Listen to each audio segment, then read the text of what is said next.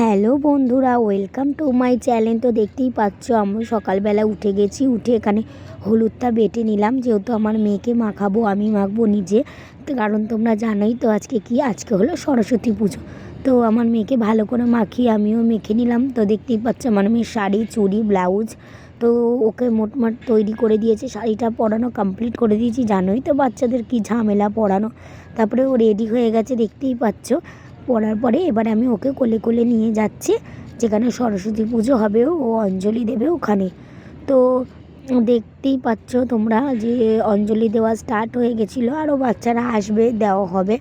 তারপরে কুলটা খাইনি, অনেক দিন ধরে অপেক্ষায় ছিলাম। তো আমি সেজে গুজে আমিও রেডি হয়ে গেলাম। আমরা এখন বেরিয়ে পড়লাম স্কুলের উদ্দেশ্যে।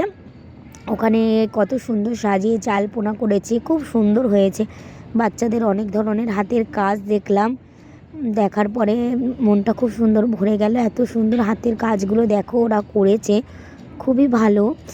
স্কুলটাকে খুব সুন্দর সাজিয়েছিল, এত সুন্দর সাজিয়েছিল কি বলবো। তো ভাইটা ভালো করে এক একটা করে বোঝাচ্ছিল, সুন্দর প্রজেক্টগুলো বুঝিয়ে বুঝিয়ে দেখাচ্ছিল। তো দেখতেই পাচ্ছ এখনকার দিনে যে বাচ্চারা কেমনভাবে পড়ে আর আগেকার দিনে কেমন করে পড়ানো হতো। তো আমরা বাচ্চাদেরকে নিয়ে ওখান থেকে বেরিয়ে চলে এলাম। সেখানে বাচ্চারা নিজেদের মতো করে পার্কে খেলছিল। তো আমার দিদি, আমি, দিদির ছেলে, তো আমিও একটুখানি তোমাদেরকে সব কিছু চারদিকটা দেখাচ্ছি।